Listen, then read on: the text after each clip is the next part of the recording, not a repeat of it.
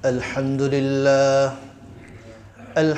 لله نحمده ونستعينه ونستغفره ونعوذ بالله من شرور أنفسنا ومن سيئات أعمالنا من يهده الله فلا مضل له ومن يضلله فلا هادي له ونشهد أن لا إله إلا الله وحده لا شريك له ونشهد أن محمدا عبده ورسوله أما بعد فأعوذ بالله من الشيطان الرجيم بسم الله الرحمن الرحيم يا أيها الذين آمنوا لا تتخذوا اليهود والنصارى أولياء بعضهم أولياء بعض وقال عليه الصلاة والسلام الكيس من دان نفسه وعمل لما بعد الموت والعاجز من أتبع نفسه وهواها وتمنى على الله الأماني أو كما قال عليه الصلاة والسلام اللهم صل على محمد وأنزله المقعد المقرب عندك يوم القيامة الله تعالى আমাদেরকে জুমার নামাজ আদায়ের উদ্দেশ্যে আল্লাহর ঘর মসজিদে আসার তৌফিক দান করেছেন। আমরা কালিমাতুশ শুকর আদায় করি আলহামদুলিল্লাহ। আল্লাহ তাআলা আমাদেরকে হায়াত দান করেছেন, আর জীবন এবং মৃত্যু আল্লাহ তাআলা সৃষ্টি করেছেন। আল্লাযী খালাকাল মাউতা ওয়াল হায়াতা লিয়াবলুয়াকুম আইয়ুকুম আহসানু আমালা। আল্লাহ মানুষকে জীবন দিয়েছেন এবং মানুষকে আবার দুনিয়া থেকে উঠায় নেওয়া হবে মৃত্যুর মাধ্যমে। তো এই দুই জিনিস আল্লাহ তাআলা এই জন্য সৃষ্টি করেছেন যেন আল্লাহ তাআলা পরীক্ষা করতে পারে, যাচাই করতে পারে, লিয়াবলুয়াকুম আইয়ুকুম আহসানু আমালা, তোমাদের মধ্যে থেকে কে উত্তম আমল করে। আসলে আমাদের হায়াত যখন দুনিয়াতে আসছি তখন আমাদের হায়াত বিয়োগ হচ্ছে। প্রত্যেকটা মানুষের হায়াত আল্লাহর কাছে আল্লাহ তাআলার ইলমের মধ্যে নির্ধারিত। কেউ 62 বছর 3 মাস 3 ঘন্টা 3 সেকেন্ড, কেউ 50 বছর, কেউ 40 বছর, কেউ 1 দিন। তো এটা হলো আল্লাহর ইলমের মধ্যে এগুলা নির্ধারিত। তো যখন দুনিয়াতে চলে আসলাম তো ওখান থেকে ওই হায়াত মনে করেন 30 বছর, এই 30 বছর থেকে বিয়োগ হচ্ছে না? তো বয়স বাড়ছে নাকি কমে যাচ্ছে? দিন দিন কি হয়ে যাচ্ছে? আমার হায়াত যেটা আল্লাহর ইলমের মধ্যে নির্ধারিত ওইটা আস্তে আস্তে কমতেছে। তো মানুষ খুশি হয়, একটা দিন চলে গেলে মানুষ খুশি হয়, একটা সপ্তাহ চলে গেলে মানুষ খুশি হয়, একটা মাস চলে গেলে মানুষ খুশি হয়, একটা বছর চলে গেলে মানুষ খুশি হয়। মনে করেন গত রমজানে রোজা রেখেছি, আবার সামনে রমজান আসতেছে। তো ইবাদতের খুশি এটা ভিন্ন খুশি। কিন্তু আমি যদি চিন্তা করি ওই ঈদ করছিলাম একবার, সামনের একটা ঈদ চলে আসতেছে, তো এটা তো খুশি হওয়া দরকার ছিল কোনটা হিসাব। এখন খুশি হচ্ছে হলো সময় যে আবার ঈদ চলে আসতেছে, ফুর্তি করব, এই করব, সেই করব।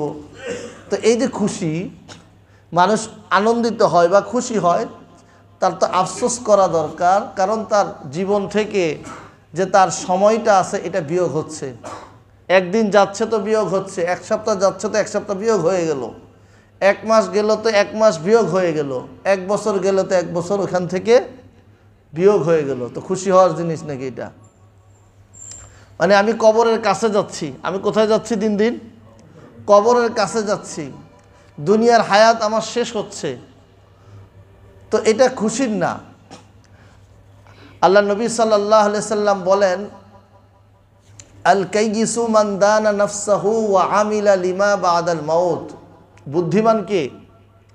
নবী সাল্লাল্লাহু আলাইহি ওয়াসাল্লাম বুদ্ধিমান এবং নির্বোধের উদাহরণ একটা হাদিসের মধ্যে বলেছেন। নবী সাল্লাল্লাহু আলাইহি ওয়াসাল্লাম বলতেছেন বুদ্ধিমান হলো ওই ব্যক্তি, আল কাইয়িসু মান দানা নাফসাহু, যে নিজের জান, নিজের জীবনের মূল্য বুঝে, যে নিজের জীবনের মূল্য বুঝে, ওয়া আমিলা লিমা বাদাল মাউত, এবং মৃত্যুর পরের জন্য সে আমল করতে থাকে। এ হলো বুদ্ধিমান।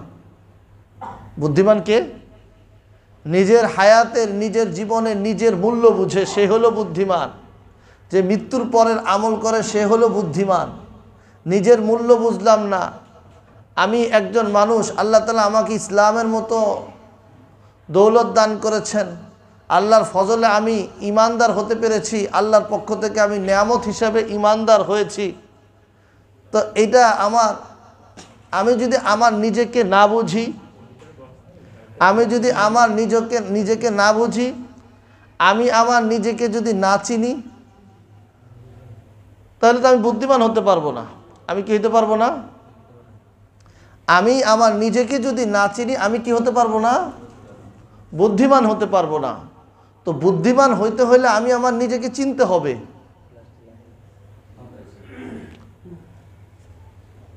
আমি আমার নিজেকে চিনতে হবে বুদ্ধিমান হইতে হইলে। আল্লাহ তাআলা আমাকে আশরাফুল মাখলুকাত বানিয়েছেন। আমার আচরণ যদি, আমার কাজ যদি পশুর মতো হয়, আমার চলাফেরা যদি পশুর মতো হয়, তাহলে তো আমি বুদ্ধিমান হইলাম না। আমার নিজেকে আমাকে চিনতে হবে এক নাম্বার। আল্লাহ তাআলা আমাকে লাকাদ খলাকনাল ইনসানা ফি আহসানি তাকওয়িম, আল্লাহ তাআলা আমাকে সৃষ্টি করেছেন। আল্লাহ তাআলা বলে যে আমি মানব জাতিকে সুন্দর গঠন, যেটা সমস্ত জিনিস থেকে সুন্দর, আলাদা, উত্তম, সুন্দর আবয় দিয়ে আমি তাকে সৃষ্টি করেছি। আল্লাহ তাআলা আমাকে আপনাকে দামি বানিয়েছে। ওয়ালাকাদ কাররামনা বানি আদম, আমি বনি আদমকে সম্মানিত করেছি। তো আল্লাহ করলেন সম্মানিত, আল্লাহ বানাইলেন সুন্দর করে। এখন আমি যদি সুন্দর না হই, নিজেকে যদি আমার নিজের সুন্দর নিজে যদি না বুঝি, তাহলে কি আমি বুদ্ধিমান হইতে পারবো? মান দানা নাফসাহু, বুদ্ধিমান যে নিজেকে চিনবে, নিজের দাম বুঝবে। ওয়া আমিলা লিমা বাদাল মাউত, এবং মৃত্যুর পরের জন্য সে আমল করবে। তার প্রত্যেকটা কাজ হবে আখিরাত কেন্দ্রিক, আখিরাতকে সামনে রেখে। তার দান খয়রাত হবে আখিরাত কেন্দ্রিক, আখিরাতকে সামনে রেখে। দুনিয়ার বাহবা, দুনিয়ার মানুষ খুশি হবে, দুনিয়ার মানুষ তাকে বাহবা দিবে, দুনিয়ার মানুষের সামনে তার পরিচিতি হবে। তো এটা তো সে তার আমলটা আখিরাত কেন্দ্রিক হইল।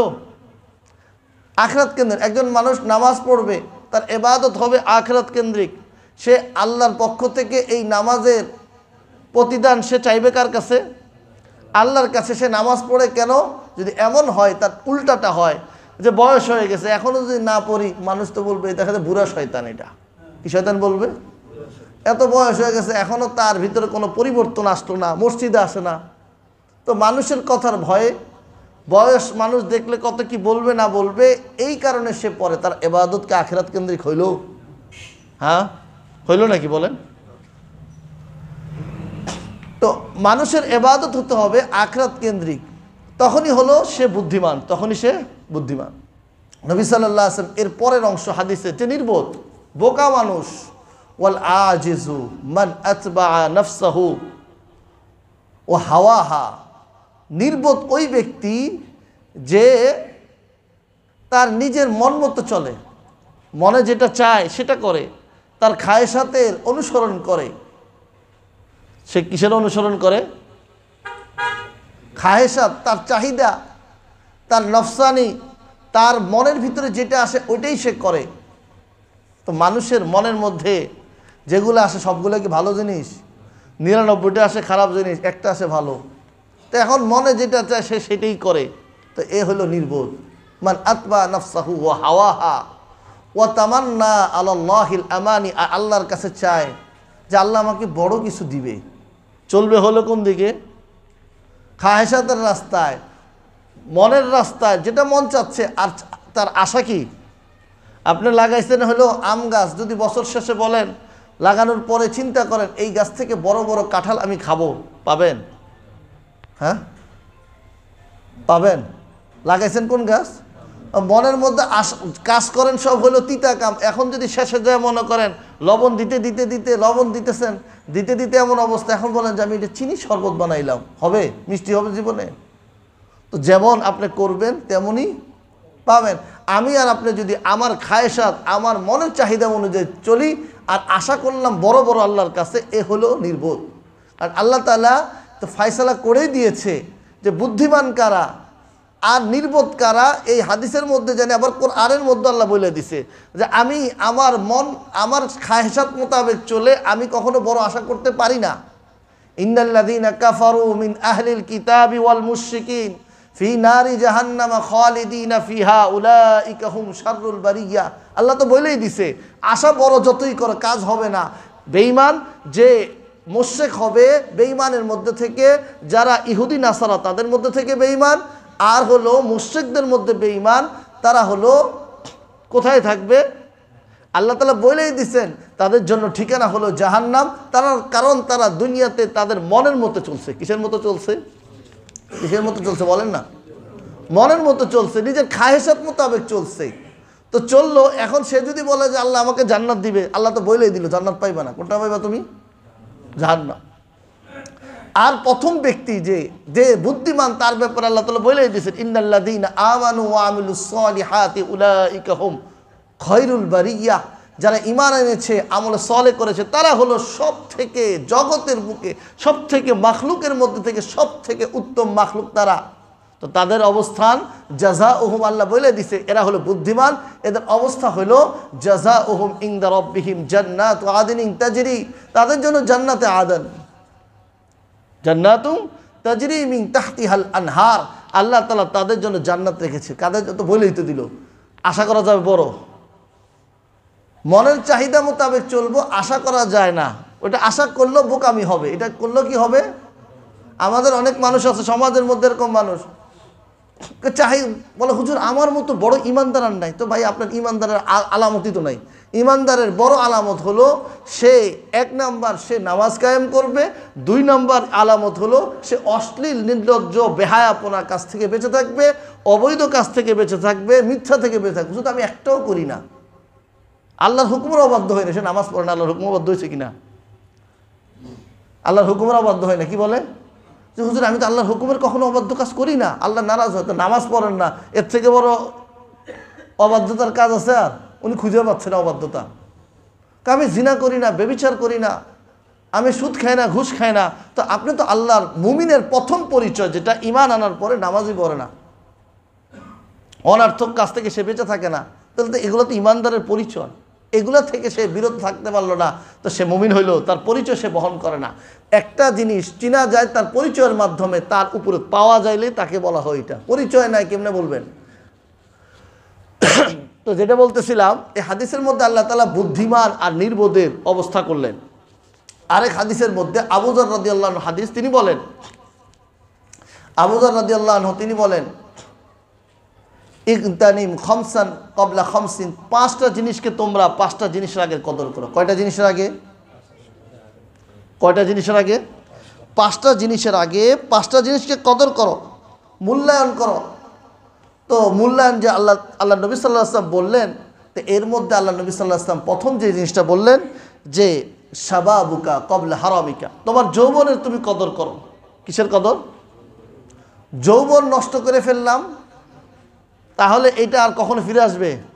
হ্যাঁ, যৌবনের তো এটা চলে যখন গেছে, ওই পরিমাণ আপনি ইবাদতও করতে পারবেন না, ইবাদত আমিও করতে পারবো না, আপনিও পারবেন না, কারণ যৌবন চলে গেছে। ওই পরিমাণ পারবো?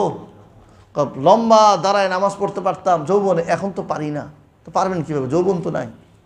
তো ইবাদতের দাম কোনটা আল্লাহর কাছে?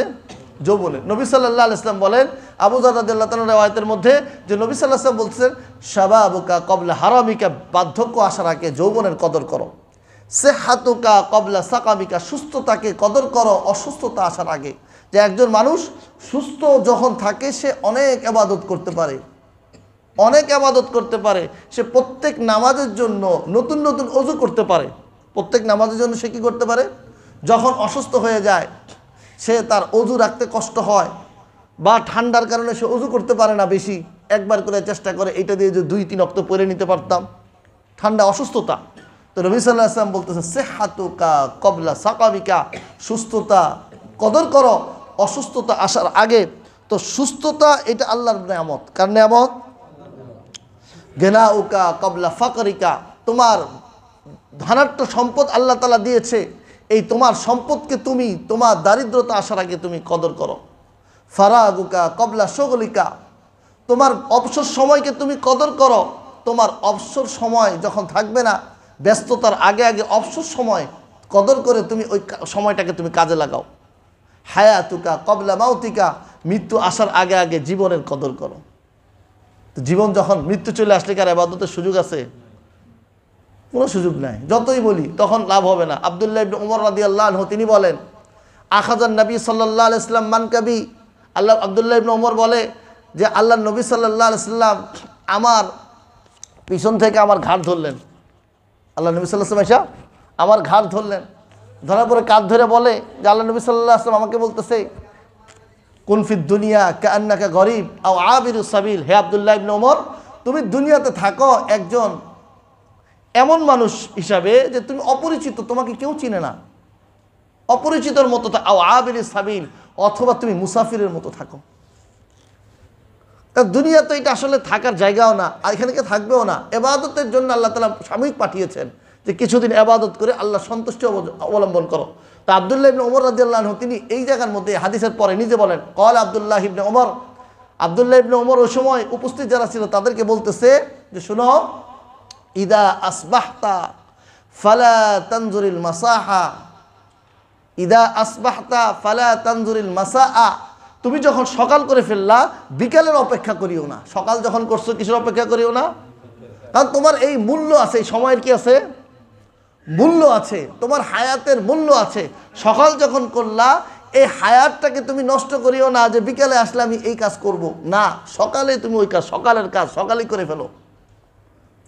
ওয়াইদা আমসাইতা ফালা তানজুরিস সাবাহা, আর যখন বিকাল করলা সন্ধ্যা করলা যে অপেক্ষা করিও না সকাল আসবে ওই আশায় যে আমি এই কাজটা করব। তো এখানে আব্দুল্লাহ ইবনে উমরের হাদিসের মাধ্যমে কি বোঝা যায়? জীবনের মূল্য আছে কিনা? হ্যাঁ। তো মানুষের হায়াত তো, আমার আপনার হায়াত তো চলে যাচ্ছে, আমার আপনার হায়াত চলে যাচ্ছে। এই হায়াতটাকে যদি আমি আমার কাজের মাধ্যমে আমার রব যদি সন্তুষ্ট না হয় তাহলে আমি কি করব? পরবর্তীকে আমার সময় দেওয়া হবে। কাফেররা বলতে থাকবে জাহান্নামে যাওয়ার পরে, আল্লাহ আপনি আমাদেরকে আবার দুনিয়াতে পাঠান, আমাদেরকে আবার দুনিয়াতে পাঠান। যে আমরা যদি এখন চিন্তা, আমরা তো কাফের না, মৃত্যু পর্যন্ত কি ইমানের সাথে থাকতে পারবো? যদি আমল খারাপ হয় মানুষের তখন কি সে পারবে? করতেছে করতেছে এক সময় যায় তার ভিতরে এমন অবস্থা হয় তার ইমানই থাকে না, সে জানেই না সে ইমানদার না। তো কাফেররা বলতে থাকবে, আল্লাহ আমাদেরকে একটু সুযোগ দেন, আমরা একটু দুনিয়াতে যাই, একটু ইবাদত করে আপনার সন্তুষ্ট অর্জন করে। সুযোগ দেওয়া হবে?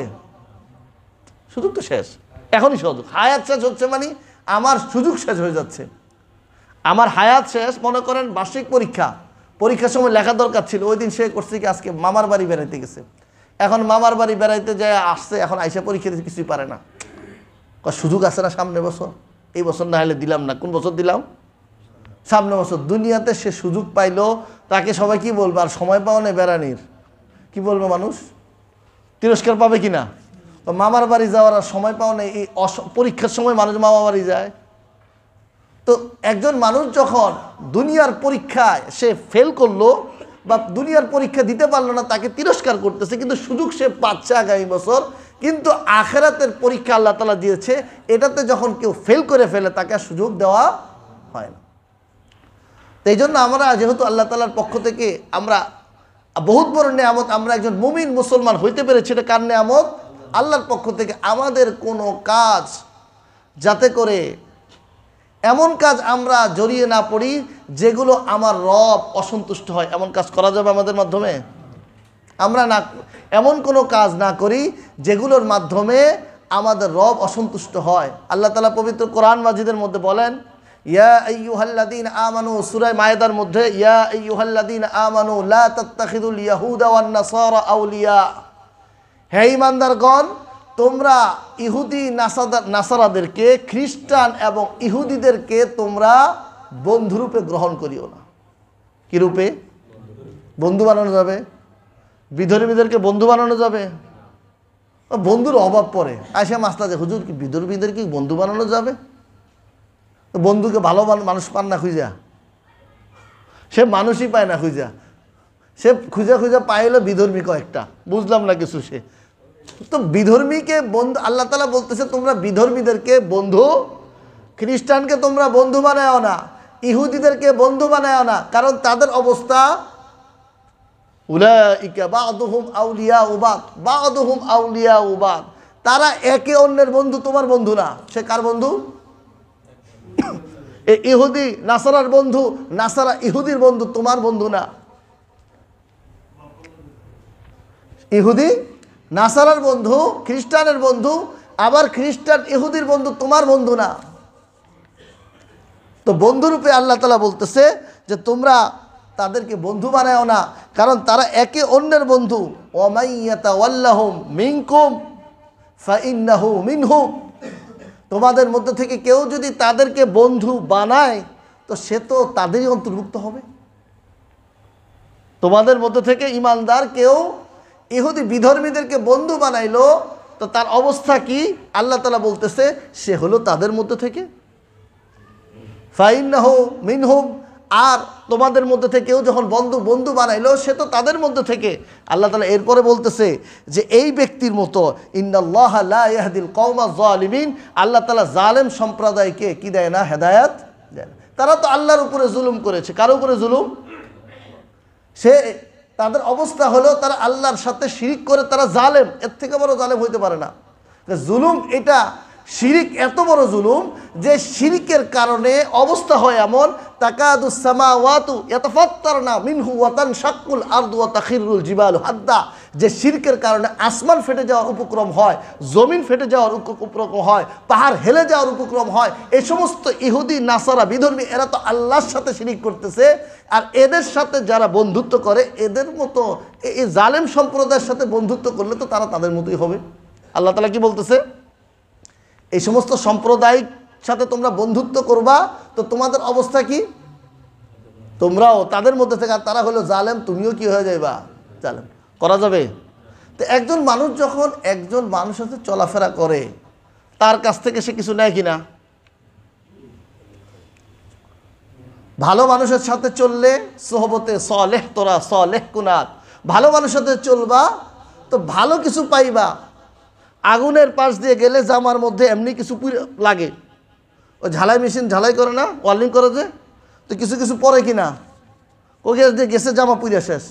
জামা তো আগুন লাগে না, ওই যে ফোঁটাগুলো পড়ছে না, কিছু কিছু কি হয়ে গেছে, হালকা হালকা একটু পুড়ে গেছে। তো এই পাশ দিয়ে যখন কেউ গেল তখন তার লাগবে কিনা কিছু?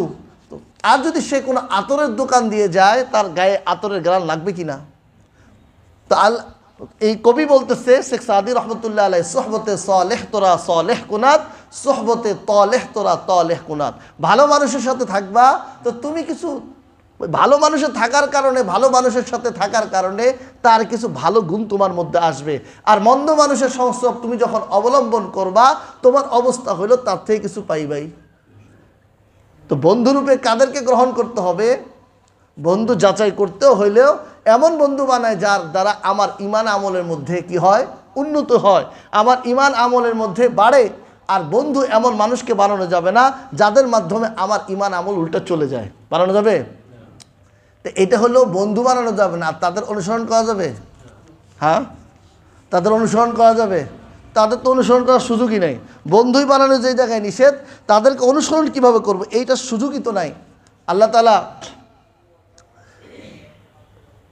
কারণ যাদের ভিতরে ঈমান নাই তারা ইবাদত করে কার?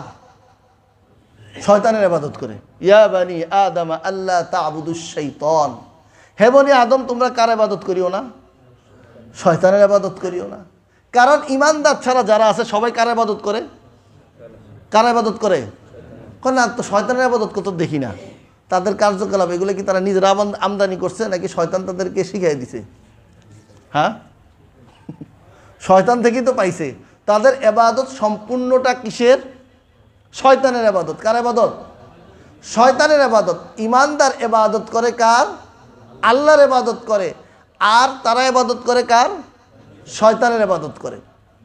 এখন আসি, আমাদের হায়াতের দেখেন একটা বছর শেষ হয়ে নতুন বছর আসতেছে। কি আসতেছে? আছে কয় তারিখ? 27 তারিখ। সেই 2024 শুরু হইলো, এই শেষ। তো সেইটা অনেক লম্বা। 24 শুরু হইলো, শেষ। এত লম্বা তো না, আরো তাড়াতাড়ি শেষ হয়ে গেছে। তো এখন আমাদের সমাজের মধ্যে এটাকে মহামারী বলতে হবে। এটা আমার মনে হয় না 2000 আগে এটা এত প্রচলন ছিল। যখনই ডিসেম্বরের 31 তারিখ রাত্র হয়, তখন 31st নাইট উদযাপন করতে হবে। এটা ফরজ হুকুম না? হ্যাঁ, নতুনভাবে 2000 সালে আল্লাহর পক্ষ থেকে নাজিল হয়েছে, এমন নাকি? হ্যাঁ, এটা মূল ইতিহাসটা জানি, কাজ হবে। এটা সম্পূর্ণ হলো মূর্তির আবাদত। কিসের আবাদত? কিসের আবাদত? এটা সম্পূর্ণ কিসের থেকে আসছে? খ্রিস্টানও না, রোমানদের মধ্যে থেকে মূর্তি পূজারী যারা ছিল তাদের অবস্থা ছিল, তারা নবী সাল্লাল্লাহু আলাইহি ওয়াসাল্লাম বহুত আগের কথা এটা। তো তাদের অবস্থা ছিল, একটা মূর্তি জানুস, এই মূর্তির দুটা মুখ। কয়টা মুখ? একটা মুখ ডান পাশে, একটা বাম পাশে, মনে করেন সামনে একটা মুখ, পিছনে একটা মুখ। যখনই 12টা বাজতো একবারে বরাবর, এই বছর থেকে এই বছর যাওয়ার অবস্থা একবারে শেষ মুহূর্তে। তা আমরা যদি এখন চিন্তা করি, ঘড়ি তো ওই জমানায় ছিল না, তো ওই জমানায় কি তারিখ হইতে কোন দেখিয়া? আমরা তো এখন দেখি 12টা বাজছে কি দেখিয়া? ঘড়ি দেখিয়া। তো আমাদের ঘড়ির থেকে তাদের আরও ইয়া ছিল ভালো, যে এমনি দেখে বলতে পারতো দিনের অর্ধেক বা রাত্র পরিবর্তন হয়ে গেছে। ঘড়ি দেখে আমি পরিবর্তন করলাম। আমরা তো এখন যদি নামাজের কোনো রকম এই ঘড়িটা পরিবর্তন হয়, উল্টাপাল্টা করে ফেলি নামাজে, করি কি না? কারণ আমরা ঘড়ি নির্ভর, তারা কিসে নির্ভর ছিল না? ঘড়ি। তো যখনই ওই বছরের একবারে শেষ সময়টা আসতো, তাদের অবস্থা ছিল, তারা এই মূর্তির এক পাশের পিছনের সাইডের পাশে যায়া মূর্তির কাছে বলতো, এই বছরের যত ভুল ভ্রান্তি হয়েছে এগুলো মাফ করে দেন। কি বলতেন? কি বলতো তারা? আবার যখন নতুন বছর শুরু হয়ে যেত, এবার আসতো এই পাশের মাথা যেটা সামনের সাইডে আছে, আয়সা বলতো সামনের আগামী বছরটাকে আমাদের জন্য শুভ করেন। কার কাছে চাইতো?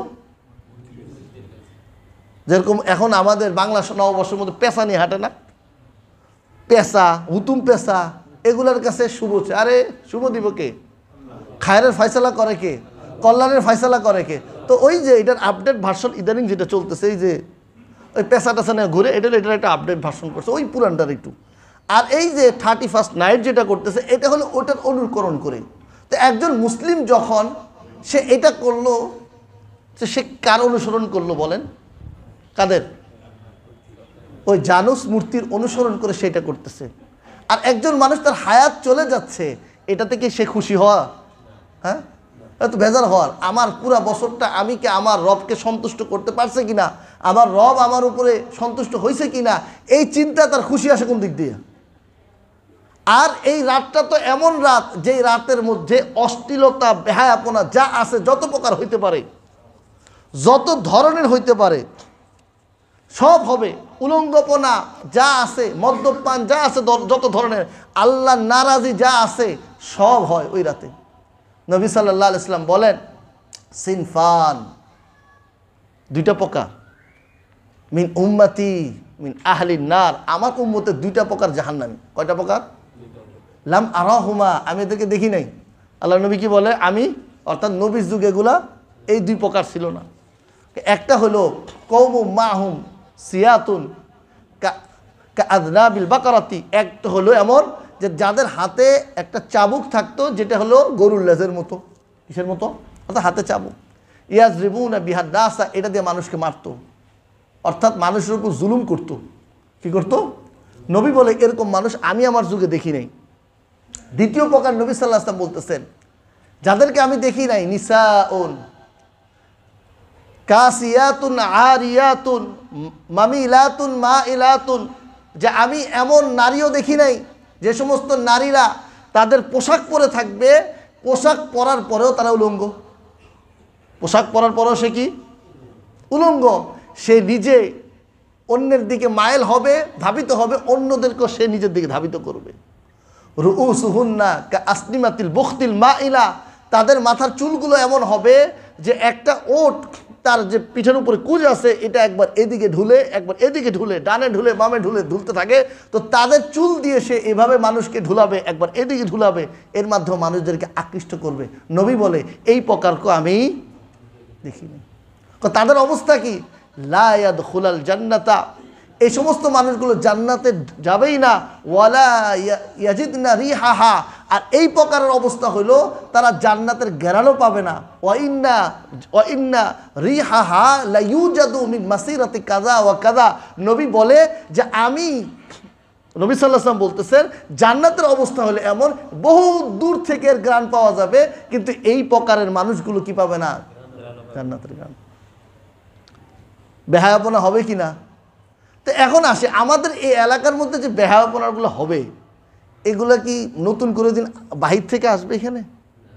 হ্যাঁ, আমাদের এলাকার মধ্যে যে বেহায়াপনাগুলো করে, যে আতশবাজি ফুটায়, গান করে, তারপরে মদ্যপান করে, মদের তো আরও অবস্থা খারাপ। নবী সাল্লাল্লাহু আলাইহি ওয়াসাল্লাম বলতেছেন এক হাদিসের মধ্যে যে আমার উম্মতের অবস্থা হবে এমন, যারা 4 প্রকারের গুনাহকে গুনাহই মনে করবে না। এর মধ্যে একটা ছিল জিনা, এরপর আরেকটা হলো যে মদ পান, নবী সাল্লাল্লাহু আলাইহি ওয়াসাল্লাম বলছেন আরেকটা হলো গান বাজনা, আরেকটা হলো নবী সাল্লাল্লাহু আলাইহি ওয়াসাল্লাম রেশমি কাপড় পরা। এটাকে আমার উম্মত গুনাহই মনে করবে না। তো এখন আসে আমাদের এলাকার মধ্যে যেগুলো হয়, প্রত্যেক বছরই তো হয়, যতই বলুক না কেন কেউ, তো এগুলো কি বাহির থেকে কেউ ওই দিন রাত্রে আসে নাকি আমাদের এলাকারই? আমার মেয়ে, আমার ভাস্তি, আমার ভাগ্নি, আমার নাতি, আমার নাতনি, এরাই তো করে। এই এলাকার মধ্যে যে বেহায়াপনাগুলো, এগুলো বাহির থেকে মনে এরা আসছে নাকি?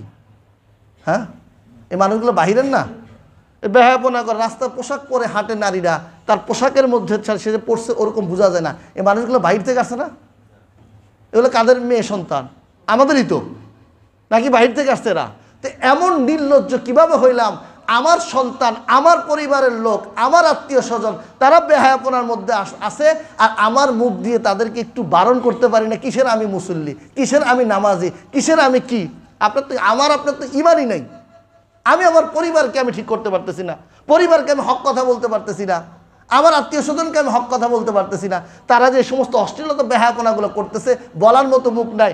সেজদা দিতে দিতে যতই কপাল কালো করি না কেন, কোনো লাভ হবে না। কারণ এই মানুষ, তারা ওইটাকে সমর্থন করতেছে, তাদের অবস্থা হলো এটা, তারা জান্নাতের ঘ্রাণও পাবে না। সংশোধন হবো তো ইনশাআল্লাহ। প্রত্যেকেই বাসায় যায়, তাদেরকে বুঝায়, আলাদা কোনো ফেরেশতা পাঠাবেন আল্লাহ তাআলা, আমাদেরকে বুঝাইতে হবে। মসজিদে আসছি, শুনছি, এটা বুঝাই ঘরে যায় যে এই কাজ, এটা মুসলমানের কাজ না, এটা সম্পূর্ণ বিধর্মীদের কাজ। এইভাবে অশ্লীলতা বেহায়াপনা, আল্লাহ নারাজি আসে, তাদেরকে বুঝাই। আল্লাহ তাআলা আমাদের সবাইকে যতটুকু শুনলাম এর উপর আমল করার তৌফিক দান করুক। ওয়া আখিরু দাওয়ানা।